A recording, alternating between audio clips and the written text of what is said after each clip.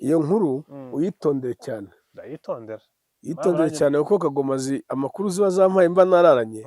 Warungu hari defense ikomeye cyane y'Abarundi.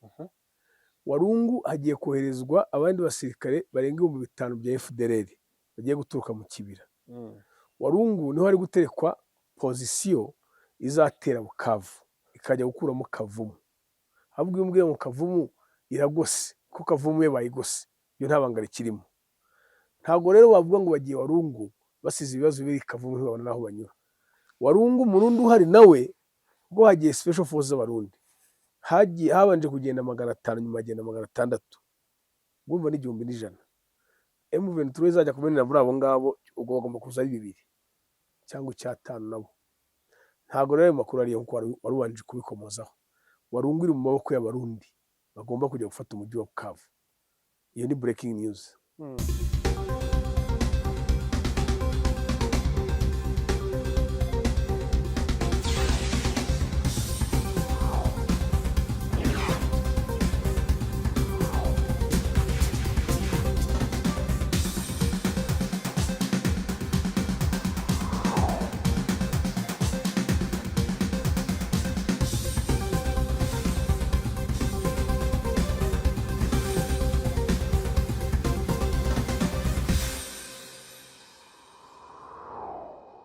Yego amahoro y'Imana abane nawe wowe utuye ku isi Munyarwanda n'abandi batandukanye by'umwihariko ariko mwe mukunda One Nation Radio.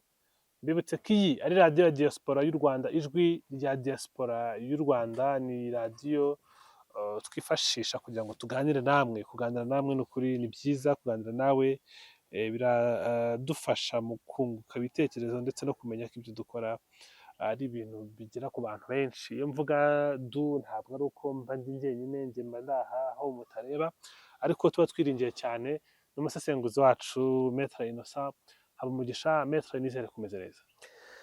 Urakoze cyane Bwana Abdou, meze neza cyane. Yego. Nta kibazo mfite, ndashima Uwiteka. Uretse akazuba kabaye kenshi cyane muri Kigali kari gutera icyaka. Sinzi nimba iri jwi rya diaspora batajya baryumva ngo bakande n'akanyenyeri bibuka abantu babo bari i Kigali. Nyaboneka aba diaspora mukanda akanyenyeri, izuba rimeze nabi tubone uko tubasengura neza, tubone uko twohereza za Kagoma dufite kime. Ubu nta kime kubera izuba. Uriya mu diaspora wumva ubyifuza wakanda akanyenyeri ntabwo biba bigoye. Diaspora bakubwiye ko Abanyarwanda bamushaka ko banyuzamo ijisho. Abantu bakanda akanyenyeri ni aba diaspora gusa, n'Abanyarwanda bafite amafaranga. Nta kintu Abanyarwanda babibereyeho, n'aba diaspora aribo twemera. Yagasana kwe anyuze mu ba diaspora bagukandira akanyenyeri rwose. Bashyire kuri 0784 100 837. Izuba rimeze nabi, ndebe ko nakwicarana ku mugoroba cyane. Nyemerera tuganire, ni byinshi byo kuganira n'amakuru menshi tuba twataye. Hari impuguke za Loni zihuriweho babita ngo ni UNGHRO cyangwa United Nations Joint Human Rights Office, ubwo barabajyanye hanini n'uburenganzira bwa muntu. Bashinje M23 ko mu kwezi kwa karindwi mu bice yabahoye yishema abantu bagera kuri basaga 300. Ubwo ni abantu barenga 300 mu buryo basobanura butandukanye, ariko 390 na 390 nabwo ni hafi 400. Basobanura ko rwose ari abantu bishwe, ariko nabonye ko M23 yabihakanye, ivuga ko ari baseless allegation without support. Bavuga ko ari unjustified bias, ni ugufata uruhande ariko bidafite uruhande. Bavuga ko source biringiye zitari zo kwiringirwa cyane cyane. Banavuga ko muri izi nyandiko birengagiza cyane n'ibikorwa bya leta ya Kinshasa. Ibi bintu rabivuga iki? M23 ifite ubutegetsi mu bice yabohoye, niko nabyita, kuko navuga ko biriya bice butaka ifite ari ubutegeka. Sinzi nimba wameranya nanjye. M23 ni umutwe wazamutse kubera ko ushaka impinduramatwara ku butegetsi bubi bwa Kinshasa yavugaga, ariko raporo ziracyaza buri gihe zerekana ko hari ibikorwa bibi M23 yakoze, wabonye n'ayindi iherutse ya Loni, inzobere za Loni yerekana ko kuva imirwano yabaye mu gukuramo Goma, ndetse banasobanura ko bafashijwe cyane n'ibihugu by'amahanga. Izi raporo uzisesengura ute kuri M23? Kandi umutwe uvuga ko urwanira uburenganzira bw'abimwe uburenganzira, kuki bakivugwa muri raporo ziri negatifu? Urakoze cyane. Hari ikintu cya mbere buri ugomba kumenya, iyo ahantu hari urugamba urwo ari rwo rwose, yaba ari urugamba rwabaye, ururi ku uyu munsi cyangwa uruzanaba, hari amategeko arugenga kandi habaho ibyaha by'intambara. Akenshi rero abo bantu baba bari ku rugamba, akenshi niyo bazi ko habaye icyaha baragihakana, kugira ngo batazagwa mu mutego wo kugezwa imbere y'ubutabera, bakazaba bamujyana nk'ihege irahi mu Buholandi. Uzi ko ngira ngo hari umukongomani wagiyeyo, ngira ngo ni Jean Pierre Bemba yagiyeyo, ariyo na Bosco Ntaganda. Kandi Bosco Ntaganda n'undi yavuye muri bice bya Eastern Congo, niwe yarwaniraga, yari n'umukuru w'inyeshyamba. Urumva rero na M23 ntabwo ari abana babwira ikintu ngo bakemere ko biboneye, ntabwo babyemera, cyane cyane kubakururira mu cyaha nk'icyo ngicyo gikomeye cyo kwibasira inyokomuntu. Ubwo ni crimes against humanity. Crimes against humanity rero ni icyaha mpuzamahanga, ni icyaha gikomeye kitapfa kurekurwa gutyo gusa. Ntabwo rero M23 yabyemera ko yakoze icyo cyaha. Icyo ni kimwe. Ikindi cya kabiri ni uko M23 ifite uburenganzira bwo kurwanira n'uburenganzira bwa bene wabo. Hanagaragaye inshuro nyinshi ko abakongomani bo mu bwoko bw'Abatutsi, aribo bakongomani bavuga Ikinyarwanda, bagiye bicwa rwa Nyamunyagwa, bamwe bakanutswa, ngira ngo barabonye bokerezwa nzari ku mapine bakajya barya inyama zabo. Icyo ni ikindi cyiciro cya kabiri nakubwira. Abo nabo iyo urebye neza, nta muntu ujya wazana muri raporo ngo avuga ati abakongomani bo bw'Abatutsi barashize bicwa, barashizwe baribwa nk'abaribwa bunyama. Icyo ntikigaragara. Ikindi kitagaragara cyane ni imyaka bamaze bahungetwa, birukanka ku isi hose. Hari abari mu Rwanda, hari abari muri Amerika, hari abari mu mugabane w'Uburayi b'Abanyamulenge n'abakongomani bo bw'Abatutsi. Bamwe cyane cyane nk'abari hano mu Rwanda na za Uganda na Kenya, hano hafi muri ibi bihugu, bo bahunze by'umwihariko nyuma ya za 1996 na 7. Ubwo n'uvuga ngo bagiye kumara imyaka 20 mu buhungiro. Ntabwo 20, ubwo ni hafi 30. Hafi 30. Ntabwo wari wumva ngo ni iza ngo yicare igire icyo ibavugaho cyangwa se ishakire ikibazo cyabo umuti urambye. Rero kuvuga ko M23 yaba yarisha abantu 400, 319 cyangwa reka tuvuge 300 n'umurenga ho gatoya, umuntu yakwibaza ngo ayo makuru woni yakuye hehe? Kuko iyo urebye imiterere y'ahantu bavuga bapfiriye, ntabwo ari ahantu bavuga ngo oni aka kanya cyangwa se impuguke zayo zifite ububasha bwo gukurura amakuru. Niyo zavuga ngo zifiteyo Kagoma, biragoye. Impamvu ni iyihe? Impamvu nuko biriya bice byose bigenzurwa na M23. Ni ukuvuga ngo umuntu wese w'umuzungu cyangwa umunyamahanga wageramo access yo kujya gukwega amakuru, uwo munsi yaramenyekanye naho yavuye n'ikimugenza. M23 ibaye bizi ko yakoze icyo cyaha, ntabwo yatuma umuntu ahagera. Icyo ni kimwe. Ikindi cya kabiri, buriya intambara y'uyu munsi muri 2025 itandukanye n'intambara zo muri za 90. Taruganye n'intambara yo 91, 92, 94. Buriya kimwe mu bintu nakubwira ngo abajenosideri bashobora kuba bicuza nubwo ntaganira nabo, cyane cyane nk'abafunze cyangwa abapfuye. Iyo usesenguye bicuza ko batara icyambere cyo bashobora kuba bicuza impamvu bigishora muri jenoside. Icyo n'uruca abantu. Cyangwa se batakwicuza ko kuki tutahije ibimenyetso, wenda ngo imibiri tuyihishe kuri ahantu hatagaragara. Ibyo byari kugorana, ariko byibura tuvuge tuyihishe. Icyo nanjye bugana iki, imibiri 390 biroroshye ko bayishe babizi ko ari abahutu bari kwica huko, ntabwo babura aho bayitaba. so kuba rero oningo yabona ayo mazina ikabona abo bantu 19 bangahe ntabwo ari ibintu byoroshye. Niyo mpamvu iriya raporo nayo ndayikemanga nkakemanga wenda raporo ishobora kuba ari nzima ariko source ariyo ikemanga ari umuntu wabitekinitse akabishyira aho ngaho. Ikindi ni naho kuricara nabivugiye habaho FDLR nyinshi yazihinga.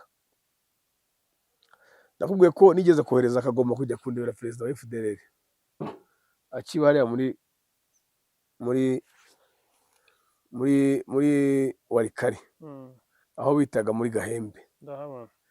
Noherejeyo Kagoma yanjye ivana i Kigali kaza nkoreza amafoto nyakwereka ariko ntuyapostinga Kagoma ntayikoraho.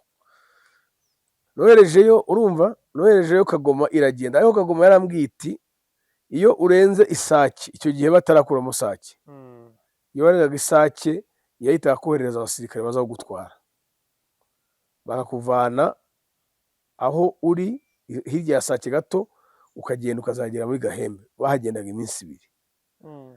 Kagoma rero yambwiye ukuntu mu nzira aho ngaho banyuraga bahasangaga abanyarwanda benshi bahatuye bahinga baba FDLR atari nabo usanga bari guhinga bahetse imbunda.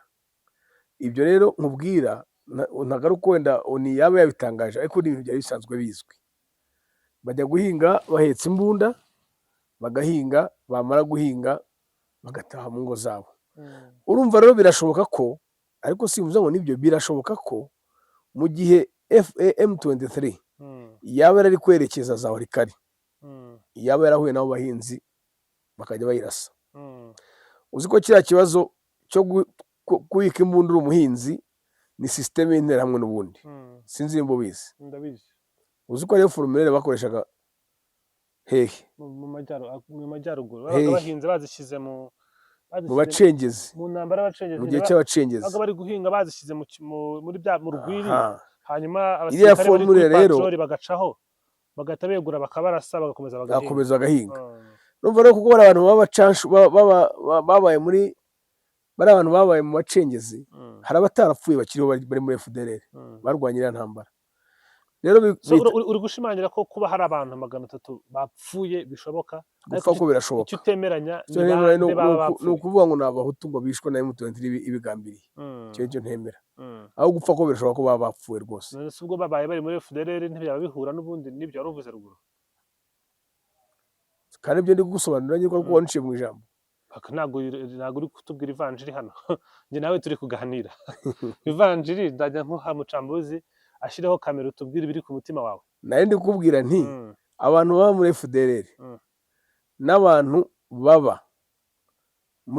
babaye mu bacengezi ni bamwe gate ni kuko bose nabo muri Exfare sinzi niba umuntu wakoresheje ijambo ubwoko ni ukugira ngo aremereze ibintu anaharabike M23 avuga ko uri gukora jenoside.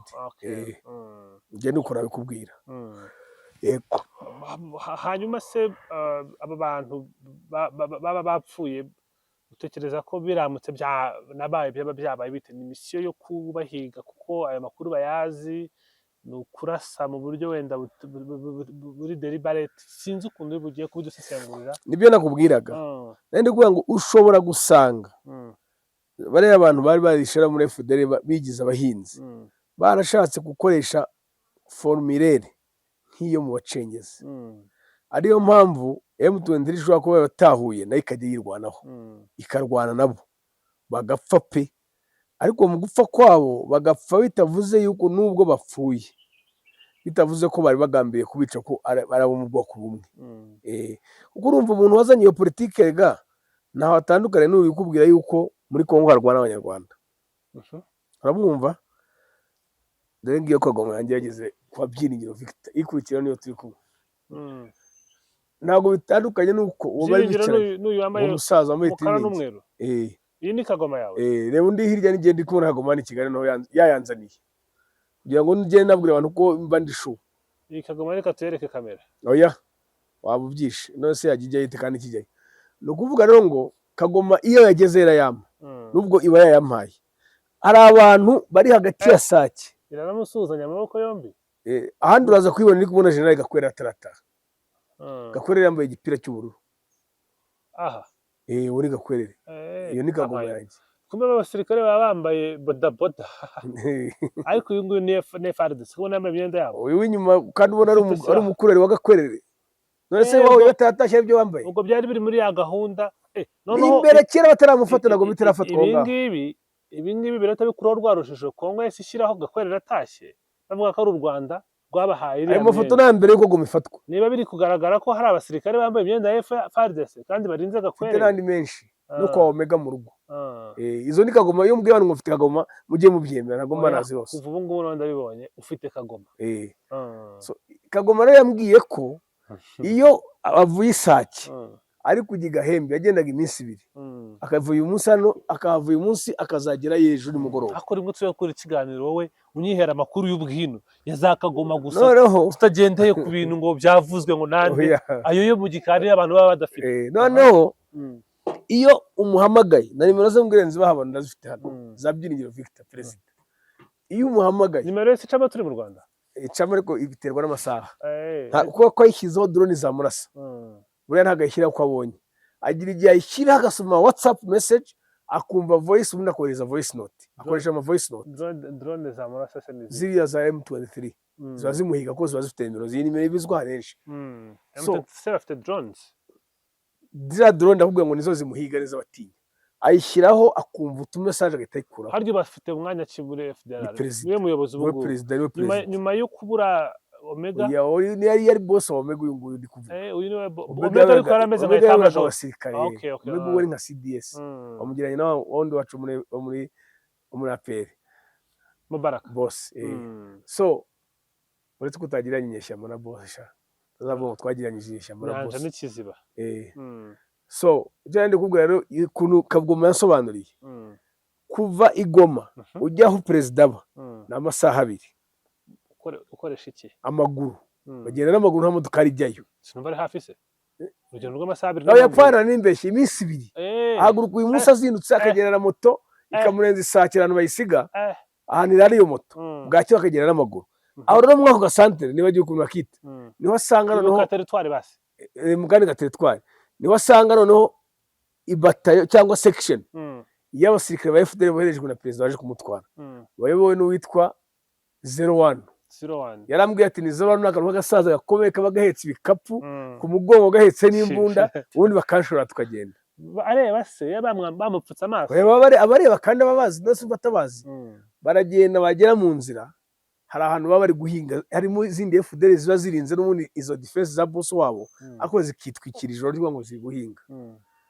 Barimo bahinga aho ngaho bakabasuhuza akababwira ati uyu n'umushyitsi wa boss. Bakamureba tukamuha clearance agakomeza bagumye bakihingira. Uyu rero yambwiye ati abo bantu barashwe birashoboka ko ari izo FDL zari muzishigira gute ziri kuhinga zikarwana na M23 iri kwa avance ijya warekare. M23 bije bice irabipatrolinga. Kandi na president yavuyemo sinababwira yamaze kuvamo aho ngaho muri defense. Aho ari ntabwo Kagoma ibasha kugerayo. Ko ari ahantu bita ku bururu ni kure. Bavugana kuri telefone gusa. Ariko mitambone bavuganye ahita turavuganya ngo batangiye gukoresha za tekinike zo mu bacengezi. Yego. Zo kurasa bagahisha imbunda. Bagahisha imbunda bari guhinga. Cyangwa bagahungira mu baturage bakanga kubatanga. Exactly. Niko Kagoma yasobanuriye. Sinyikwereze siri. Hanyuma ibyo bintu byarabaye mu ntambara y'abacengezi, ingabo za FPR zigira ukuntu zibikemura bivuga ukundi ariko birangira ikibazo bagikemuye abacengezi baratsindwa.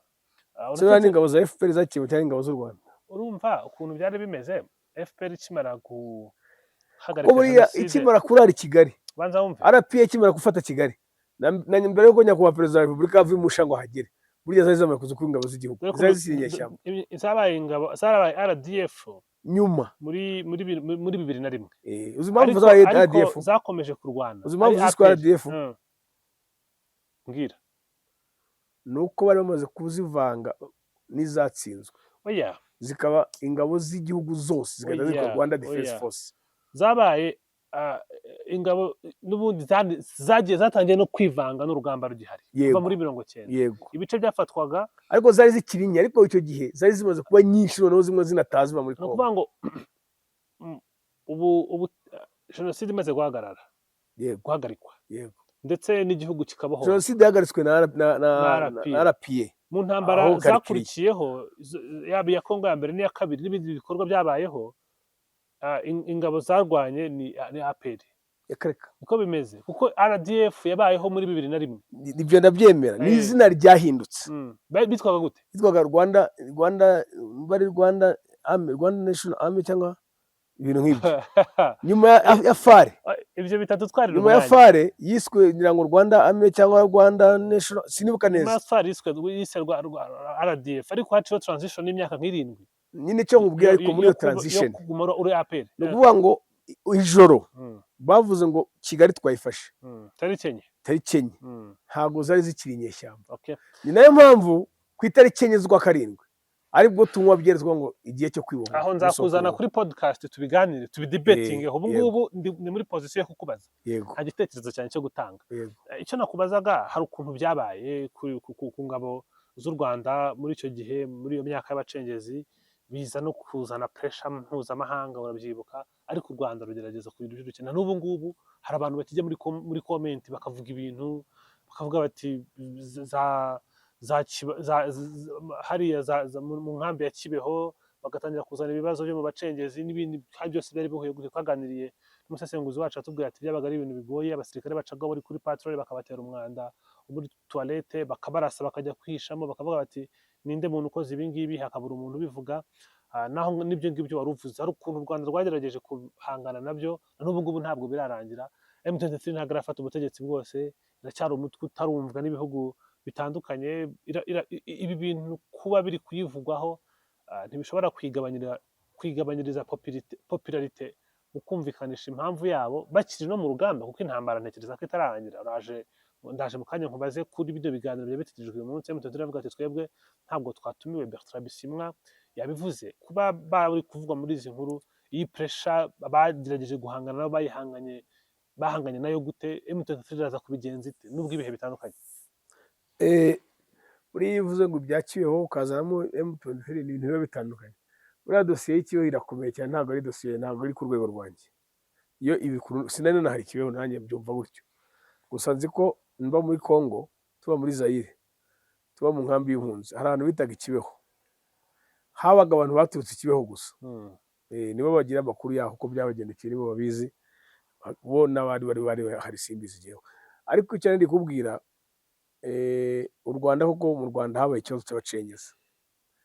Barabacengezi, impamvu nta muntu uri kujya kubarekana wenda ngo babarashe bapfuye cyangwa babamenesheje, nuko icyambere cyo bari baje biyisa abacengezi, bari guhungabanya umutekano w'igihugu n'abaturage n'ibintu byabo byose. Yego, icyo kirumvikana.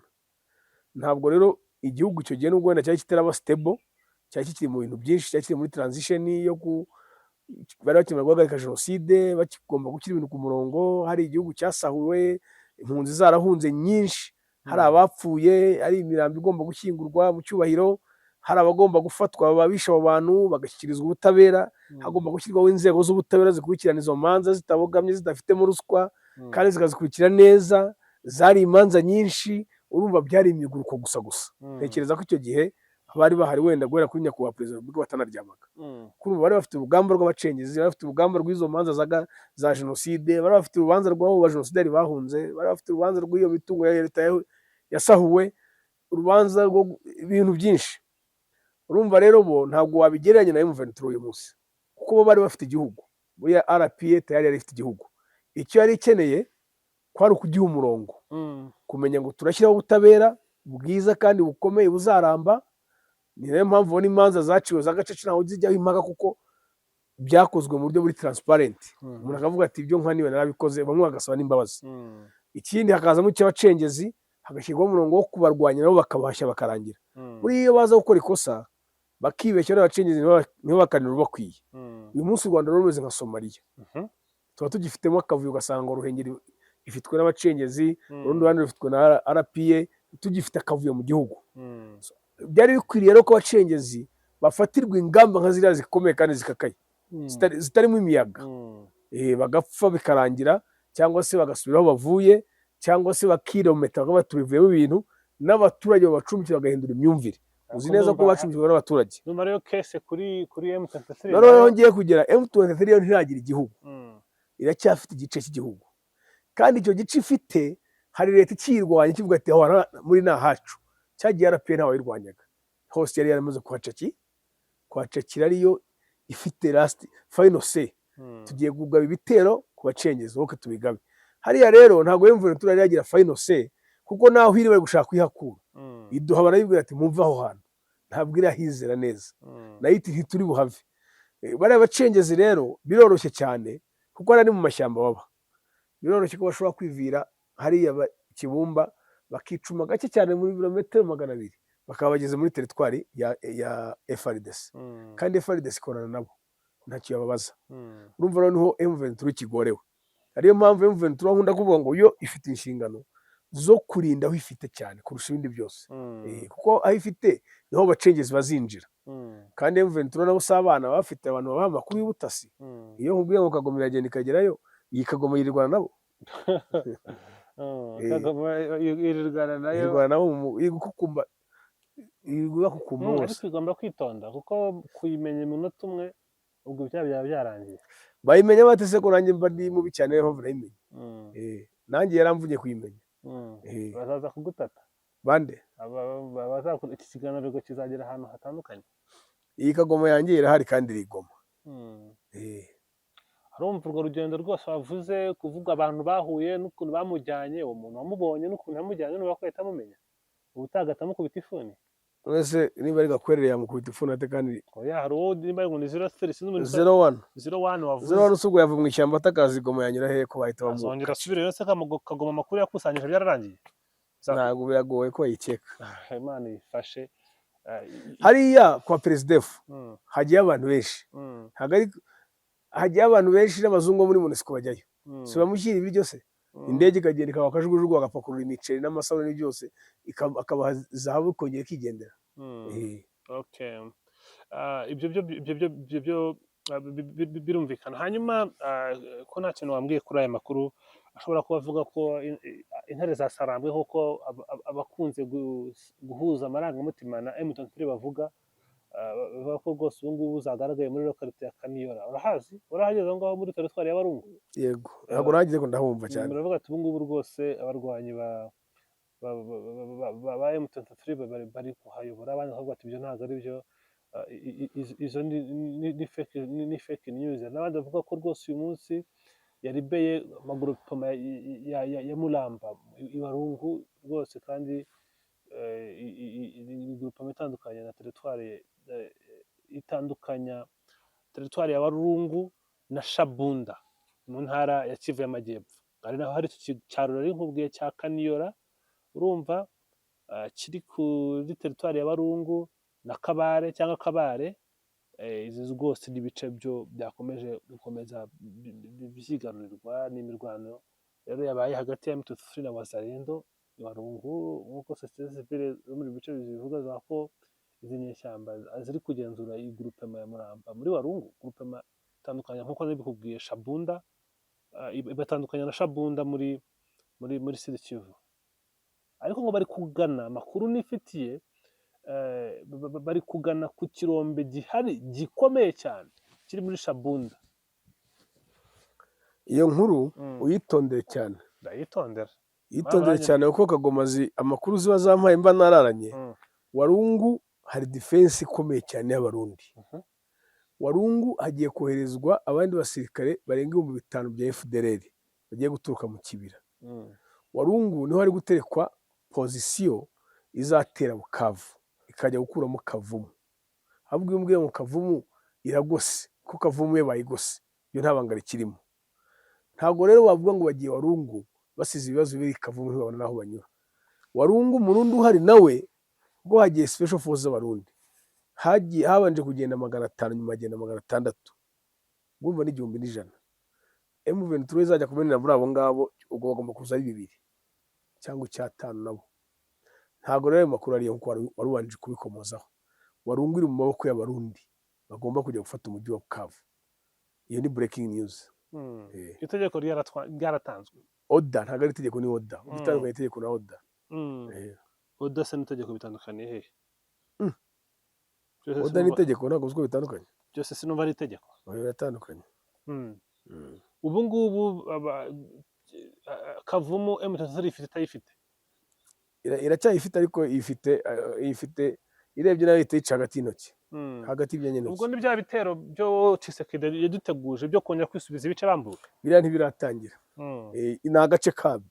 kuki bari kwihutira cyane hariya Kavumu bashaka cya kibuga cy'indege urumva Kavumu rega bayibonye byaborohera kujya babona support ivuye Kinshasa nicyo bashaka ko Goma ntibayiterereza ko Goma ntibafite aho bayihera.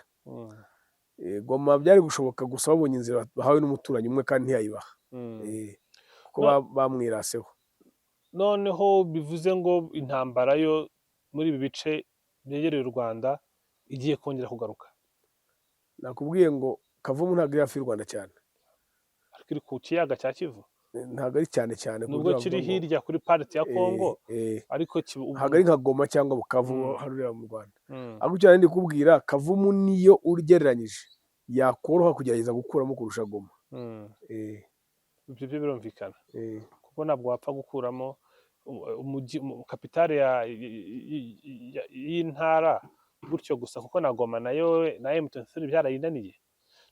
Ibyo byaba bivuze iki se ko turi kubona ibiganiro, turi kubona amasezerano n'uyu munsi hari ibindi byabaye i Doha, nubwo M23 ntabwo tujyayo, ntabwo twabitumiwemo, Bertrand Bisimwa niwe wabisobanuye, twaba turi kubona izindi mpapuro zishyizweho umukono mu buryo bwa nyirarureshwa hari gutegurwa ibindi bitero, tunahuza n'ibyo Olivier Nduhungirehe Minisitiri w'ububanyi n'amahanga w'u Rwanda yavuze, asobanura ko ntabwo abyizeye, yavuga ati reka dutegereze turebe, kuko amasezerano amaze gusinywa mu myaka 25 ishize ararenga 10. Icyo nacyumviseho na Minisitiri akivuga, wagiye impungenge nawe uri we cyangwa se undi muyobozi w'u Rwanda, amasezerano yose muri iyo myaka yose nta kidasanzwe cyagiye kibaho nyuma y'ayo masezerano. Ariko ibyo M23 yakoze kwanga kujya i Doha, nabonye abayobozi bagakwiye kujya bahise bigira Bukavu ejo. Sinzi ikintu cyabaye Bukavu, ngira ngo hari abayobozi bari bahasuye barimo na General Sultan Makenga. Ibyo M23 yakoze ku rundi ruhande genda byumva, uko M23 rega buri inshingano zayo ni nke cyane. M23 buri imwe mu nshingano ikomeye ni ukuba yarekura aho ifite, cyangwa ikaba yakwicara ku meza Kinshasa igasinyika ngo tugiye gukora ibi n'ibi, nta kindi bazwa. Leta ya Kongo ibazwa byinshi, yo leta ya Kongo ibazwa gucyura impunzi, leta ya Kongo ibazwa kwintegra abasirikare ba M23 kumvikana nabo, leta ya Kongo ibazwa gusenya FDLR burundu ikanayicyura, ikabazwa gusenya n'indi mitwe yose yitwaje intwari irimo za ADF, za Codeco na za Maimai n'izindi, kugira ngo abaturage bagire umutekano. Ikanabazwa gushyiraho inzego noneho zihamye zikora neza, ikanabazwa gukurikira umutekano w'abaturage. Urumva ibazwa hafi utwavuze n'utuntu dukeya. Ngerageje gutanga ingero z'ibyo leta ibazwa kurusha M23. M23 rero ntabwo igoranye. Umunsi leta ya Kongo yiciye hamwe igashyira amaguru hasi ikavuga ati ibi n'ibi turabikoze, tayari ibintu bizabigenze neza. Bisaba bigenze neza. Hanyuma si ubwo ngubwo bishobora kuba bari kutwereka bimwe, bari gutegura ibindi. Niba ndabyibuka no mu ijambo video yitwa nde umuvugizi wa M23 Lawrence Kanyuka yashyize hanze avuga kuri abasirikare 500 boherejwe, anasobanura ama defense atandukanye na gahunda zo kugota ibice M23 ifite, AFC M23 none nawe yongeyemo abandi 600 bagiye na special force, n'izindi defense ziri gukomeza zijenga, hari ni 20 bya FDLR, hari 20 bya FDLR bari kuza. Bivuze ngo ibyo gusinya n'ibipapuro umugani wabagosora, gahunda yo gukomeza kurwana irahari. ubuzima basarura mu nyibutsa narimaze iminsi ntamwumva. Ni ibipapuro kugeza amagingo ye. Ni kuwa mbere nahoze mbabwira kuri cano yanyu, mbabwira nti ariko mwari muzi neza yuko hakirimo ibihato muri aya masezerano cyangwa muri aya mahame yasinyiwe i Doha, kubera yuko ntabwo harazamo kwizerana. Leta ya Kongo ntirizera M23 ntirizera leta ya Kongo, bose bameze nk'abantu bagicengana mu kuntu. Niyo mpamvu ukibonamo utubazo, haracyarimo ibibazo bitandukanye. Ubwo ngubwo birakomeye, ariko ndumva ibintu biri kure. Hanyuma se imbaraga za M23 muri iyi minsi urazigereranya ute? Imbaraga zakuyemo Goma, imbaraga zakuyemo Bukavu, zakuyemo uruvuze Kavumu, zikafatana za Kamanyora n'ahandi, si imbaraga zishobora kwirwanaho kuba special force ndetse n'imbaraga zakuyemo Goma n'imbaraga zakuyemo Bukavu n'imbaraga zakuyemo Kamanyola zari zifite mission idasanzwe, special mission. Iyo mission rero yararangiye, izindi mbaraga biriya noneho ubu nakubwira ngo ibisigaye ni ibintu biri netere biri aho. wasasinga imbaraga za M23 ko zingana gute ubu ngubu? None se imbaraga ni nyinshi. None se mbere nta Sukhoi bagiraga, ubu bafite Sukhoi. Ubu bafite ibibuga by'indege bibiri, bafite Kavumu bakagira na Goma. Bafite imijyi ibiri ikomeye, bafite Goma, bafite Bukavu. Bivuze ngo muri iyo mijyi harimo amahopitali akomeye. Bafite aho bashobora kuvurira abasirikare babo bakomerekeye ku rugamba. Bafite aho bashobora gukorera amahugurwa agezweho ku bikoresho bya gisirikare bigezweho nk'iyo mijyi, naho bashobora gucumbikira abayobozi babo bizewe bakanabarindira. Kumva ni ibintu byabongereye ingufu, bitandukanye nuko twabaraga ko baba mu ishyamba, ari inyeshyamba nyine zibera mu ishyamba tutajya tubonesha n'amaso. Ubu ni bakamujyi wa mujyi bakwitara. Urumva byanga bikunda ingufu zo ziri hejuru. Ubu mu ishyamba hari ubwo bari gushobora kurara batagiye kuri internet kuko rezo nta matara hari mu telefone zawe cyangwa nta rezo zihari. Ubu bari ahantu hari rezo, ubu bajya kuri internet nk'abandi bose, kandi kujya kuri internet bakarana amakuru. Amakuru nicyo kintu cy'ingenzi cya mbere kibaho. Amakuru ikintu cya mbere ni amakuru. Hanyuma ubwo imbaraga zabo ni imbaraga zishobora kwihagararaho se kuri ibyo bitero bya Kavumu, cyangwa no gutegereza tukareba? Ni ugutegereza tukareba, kuko iyo niciye hano nkubwira ngo bavuze ngo hari ibitero biri gutegurwa, ntabwo ari uko M23 wabaye ubwenge bwo kureba uko babikumira. M23 ibibizi 100%. Nayo byanga bikundikira ingamba zo kwirinda no kuburyo izabirwanamo.